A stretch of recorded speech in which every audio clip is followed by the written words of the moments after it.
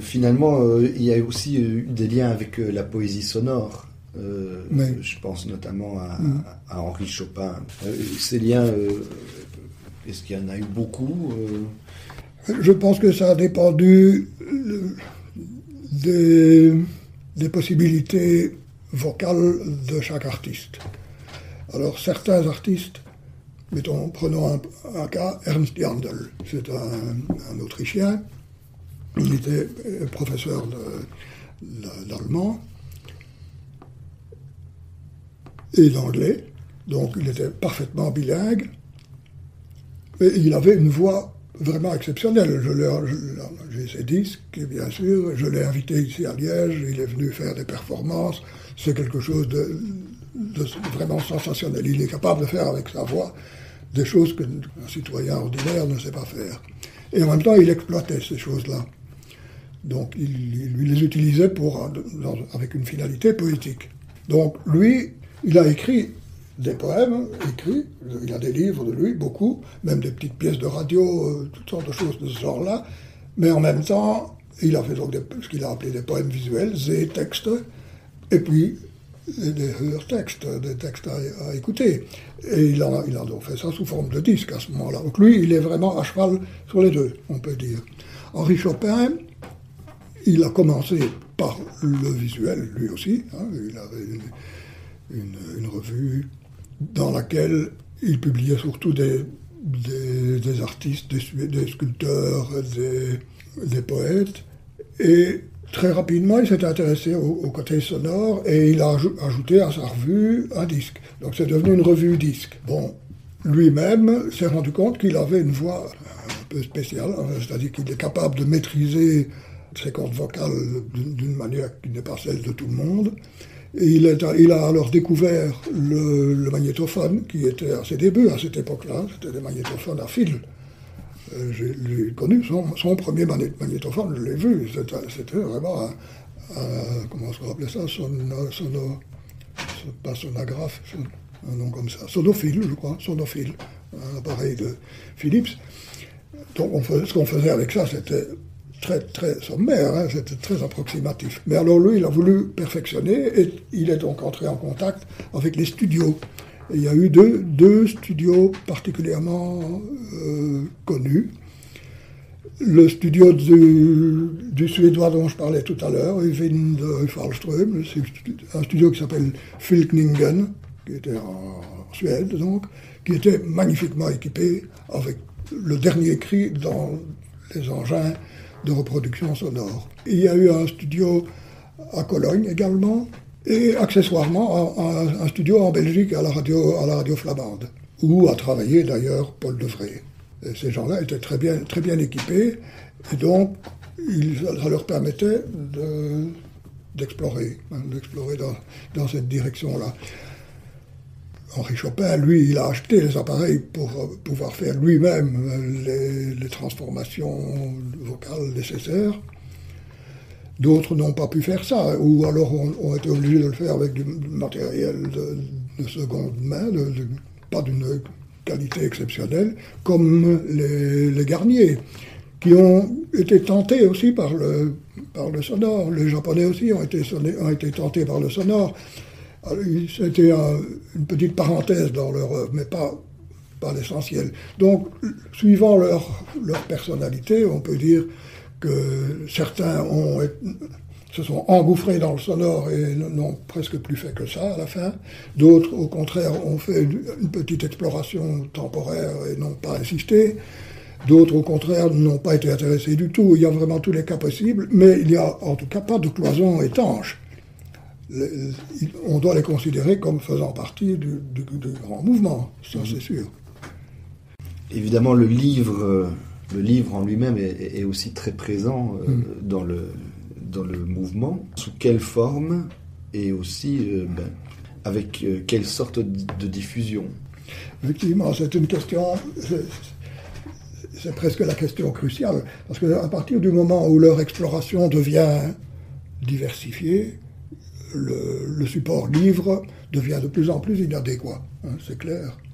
Des gens comme Finlay, par exemple. Je possède vraiment beaucoup d'œuvres de Finlay, puisque je l'ai connu pendant 35 ans, et donc j'ai reçu, acheté des tas d'œuvres de lui. Alors, c'est inclassable, je ne sais où les mettre.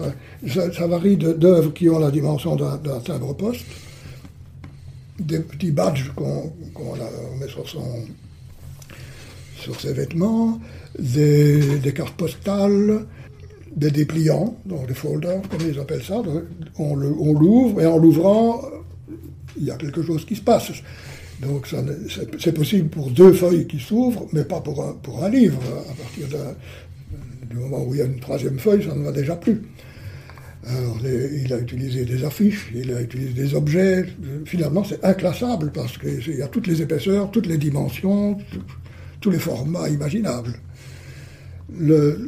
Très souvent, ce sont des dépliants. Finalement, c'est encore la formule dépliant qui a eu le plus de succès. Alors, qui publie tout ça? On ne trouve pas facilement des éditeurs pour ce genre d'entreprise-là, parce que d'abord, c'est très difficile à faire, c'est très coûteux à faire, c'est plein de repérages rigoureux, sinon tout est perdu. Hein. Si les alignements ne sont pas corrects, on loupe absolument tout le projet. Donc, la plupart du temps, ils font eux-mêmes. Et ils ont donc leur petite presse personnelle. Je pense surtout à Finlay, qui avait la Wild Hawthorne Press, une presse qu'il a animée toute sa vie. Et dès que c'était une œuvre qui dépassait les habitudes des imprimeurs, il faisait lui-même. Ce sont la plupart du temps des dépliants, des petits livres. Bon, ça pouvait très bien être de cette manière-là, une petite pochette en papier dur, qu'on ouvre comme ça, et dans laquelle on extrait une dizaine de petits cartons de cette dimension-là, tous de couleurs différentes, tous d'un papier différent, plus ou moins effiloché, et il appelait ça une exposition miniature.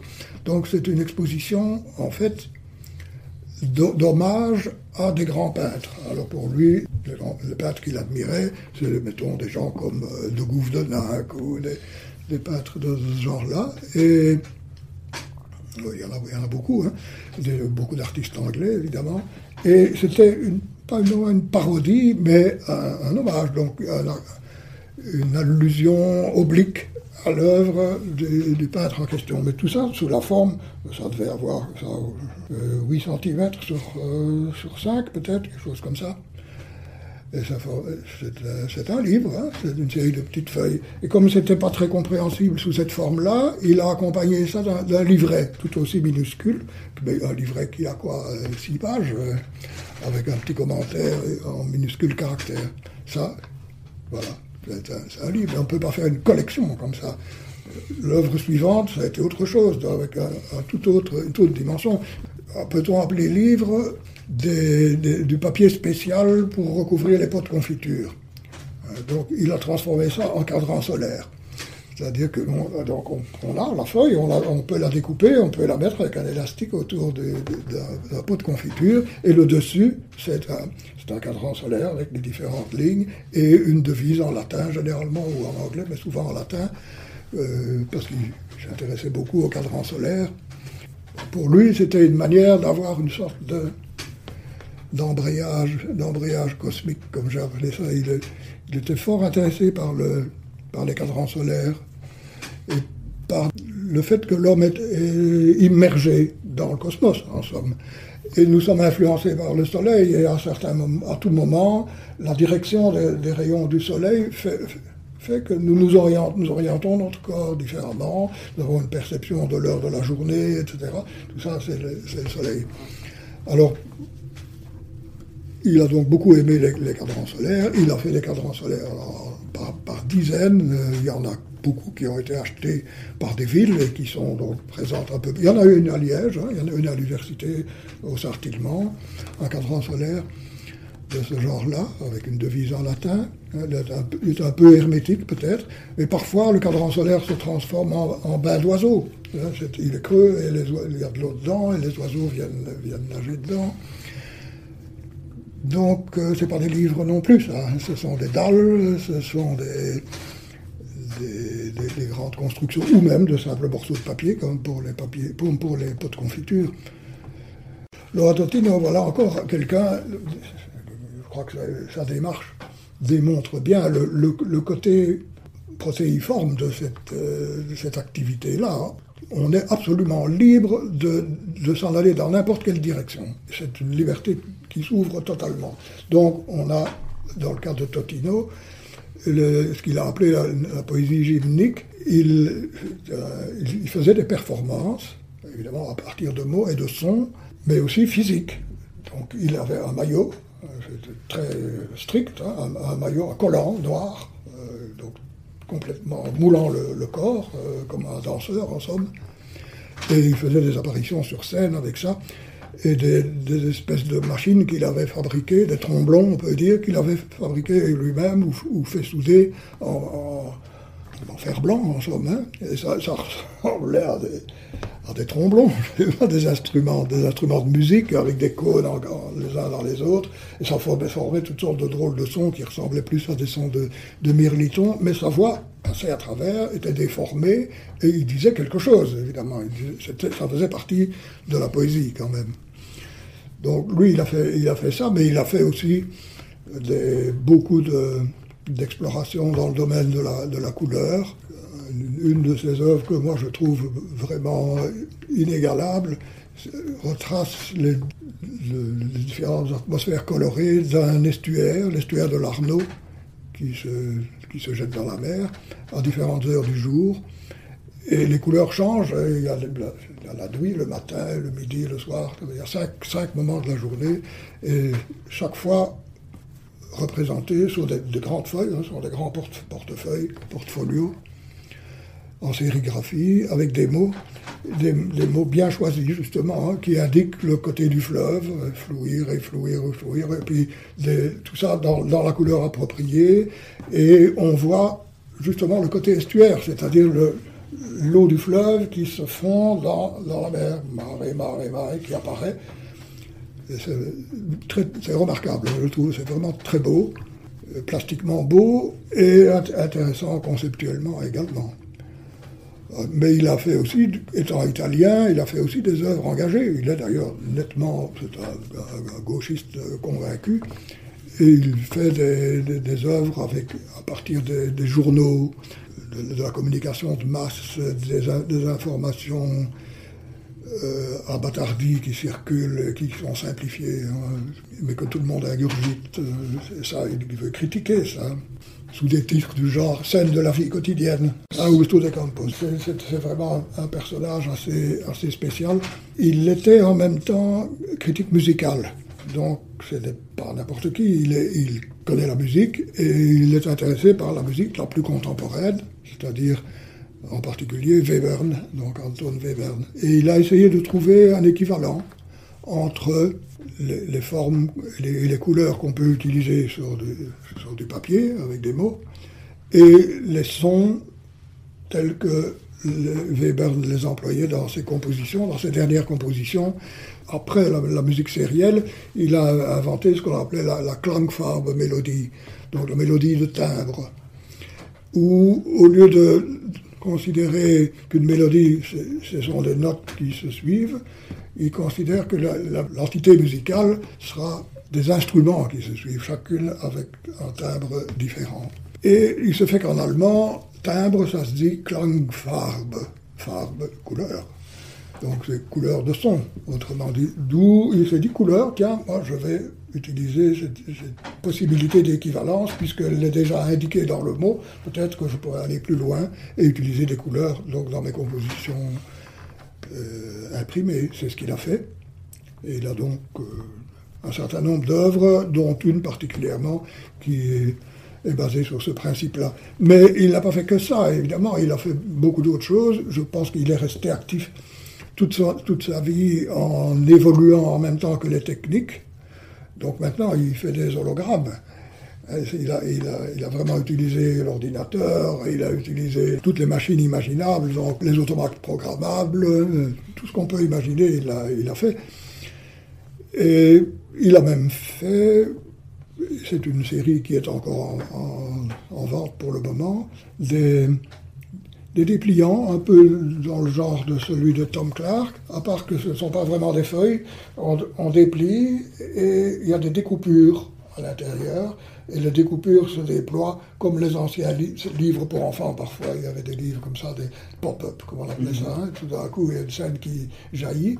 Mais ici, ça se déplie, et ce sont les mots, et avec des fentes, et derrière les fentes, on lit d'autres mots, on découvre des choses. Enfin, c'est très, très savamment agencé, et en couleur, bien entendu. Ça a la dimension des feuilles A4.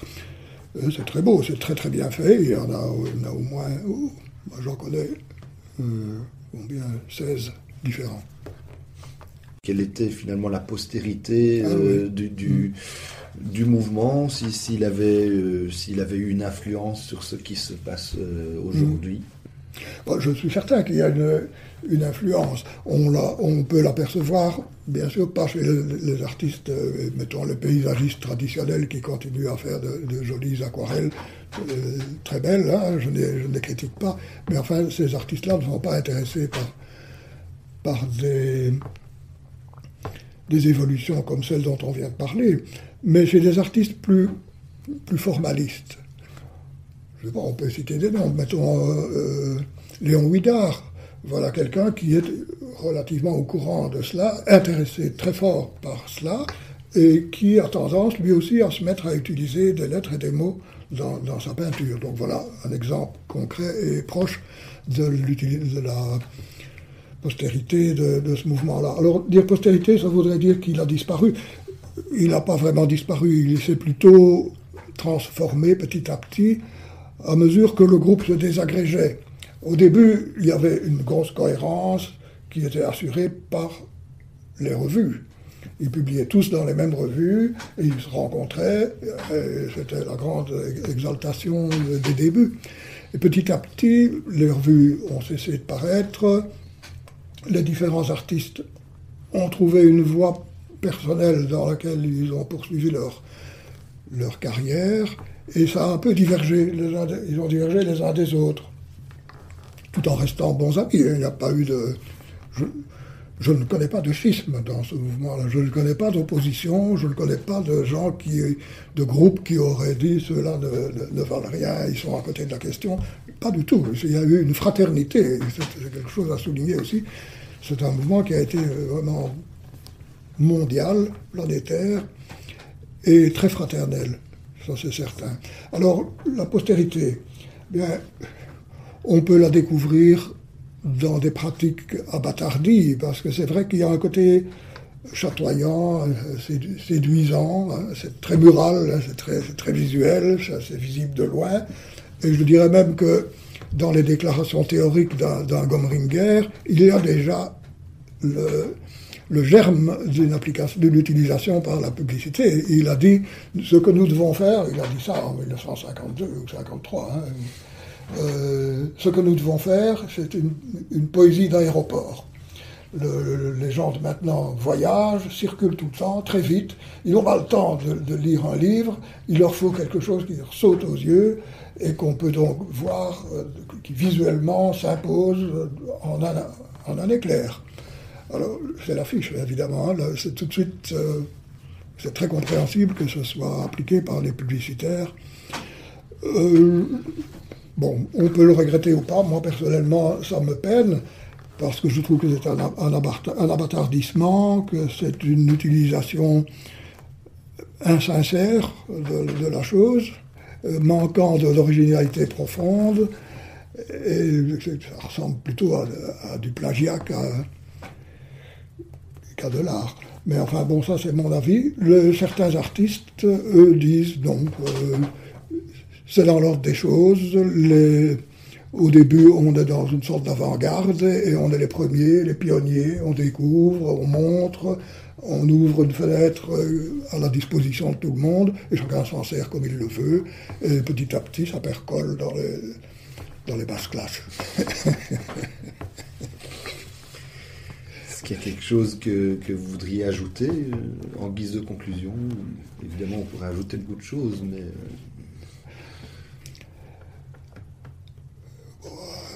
J'aurais bien aimé faire partie vraiment du groupement, et je me sens un peu marginal parmi eux, même si j'ai des très bons amis et que j'ai fait tout ce que j'ai pu pour dans la mesure de mes possibilités à moi, les soutenir, c'est-à-dire parler d'eux.